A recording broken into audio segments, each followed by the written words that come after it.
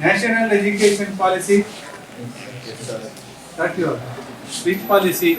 Because national education policy will be there since independence. Okay. Maybe before independence also you must have heard it, that we are not aware of it. What was there? And every few years or a decade, that policy is kept on changing. Why did they change? For a further upgradation, for further improvement.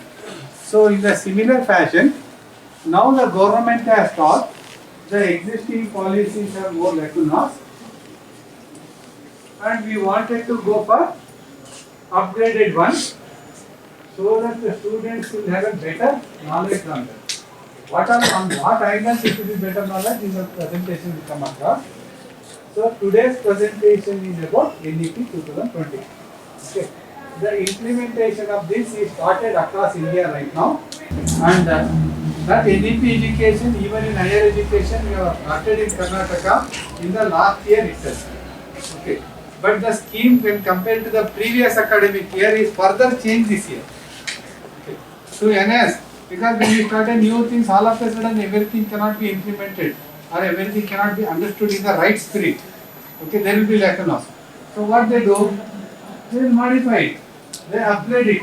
So we are going to get little knowledge about what is NEP 2020. What are its highlights in the presentation. Maybe later we may share a document also. Then we will conduct a quiz for you all. So that means to know that how much you are really read it and got an awareness on this NEP. So with this introduction, we will go to the next step. So what is NEP 2020 is mainly because it wants a major transformational reforms. Major transformational reforms in higher education. But this NEP 2020 doesn't talk only about the higher education. It also starts from the first student who wanted to, the kid who is entering the school, or should be the school standards. From that it talks about. Because you have already crossed, you are already crossed by then. This NEP 2020 has come in, you must have already completed second PU. Maybe you have missed that this kind of a reformation from the LKG or UKG, whatever we call it, from the first standard. But the student now start going to school, that will be started implemented. Okay. Now with that introduction, we will pass it on. So it is an agenda of this presentation is basically evolution of education policies.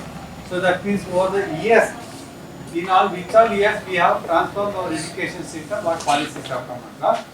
So it will not come across. So now the next question is, how we should make it, this policy should happen. How it should be implemented. So that is the goal. I will just inform about evolution of our policies. So the University Education Commission, not communication, University Education Commission has been came into existence in 1948 and 49. During the academic year 1948-49. Secondary education means that you have whatever you have completed your high schools and etc. So that came into existence in 1952-53. 1952-53. Then apart from that, there is an education commission has come into force.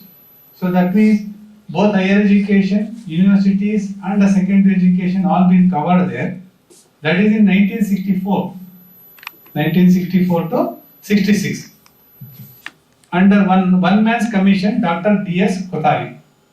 Because every time a policy is made, they make some commission, sometimes one man commission or a committee. So that will look into the existing problems across India faced by them, how it can overcome. They will give a report to the governments. From the based on the government with a further discussion in the education ministry, etc., with other university vice chancellors, with the higher authorities, and even if possible with the state government administrations, then they will make a policy. Then they are going to release that policy based on all these discussions, how it can be done. So then after 1964 to 66, National policy of education. National policy of education is came into force in 1968. So that means from 1948 to 1968, there are four different commissions or four policies have been come across. After that, 42nd Constitutional Amendment, that is in 1976, with education in concurrent list. Education in concurrent list, that is came into portion. Then came NPE.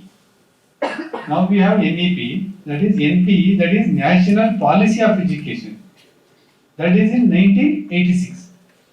1980, that means after 20 years, there was one more policy has come into picture, that is National Policy of Education, that they call it as NPE. So that NPE is modified again in 1992. That is modified again in 1992. 31st May 2019. Based on these two reports, they have reformed our education institute National Education Policy 2020. Okay, that came into force. So that we shall see what has happened. So what is the evolution of education policies? So in 1996 to 1992 modified, whatever we have been said in the previous slide, it is written in the pictorial form. Right to Education Act in 2009. So that was the national policy of education was there.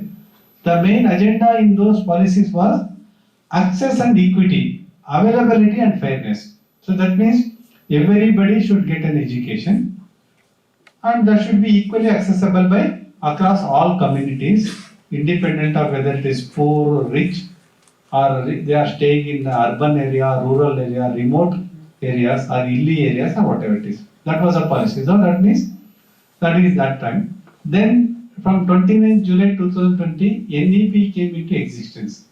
Okay, that means we have reached the education across all positively, but we wanted to enrich our quality of education. That is now the new policy. That is the quality of education. So what it says is design a vision, framework. Then we have been classified our education system into two categories broadly. One is school education, next is higher education. So now you are in the which category? Higher education. So that means you are already class school education. Okay. So this is NEP vision. What it says is National Education Policy envisions an India-centered education system.